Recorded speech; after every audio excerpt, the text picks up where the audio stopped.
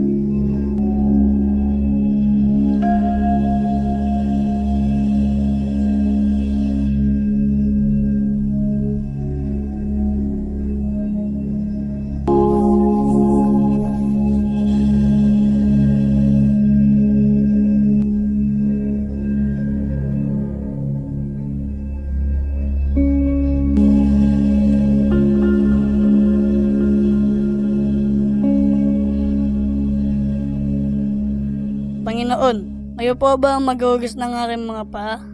Hindi mo nauunawaan ang ginagawa ko ngayon. Ngunit maunawaan mo rin ito balang araw. Hindi niyo po huhugasan ng aking mga paa. Kung hindi kita hugasan, wala kang bahagi sa akin. Kung gayon, Panginoon, hindi lamang ang aking mga paa, kundi pati na rin ang aking mga kamay at ang aking ulo. Ang nakaligo na ay malinis na ang buong katawan, kaya't ang mga paa na lamang ang kailangang hugasan. Kayo ay malinis na, bagamat hindi lahat kayo. Nauunawaan ba ninyo ang ginagawa ko sa inyo?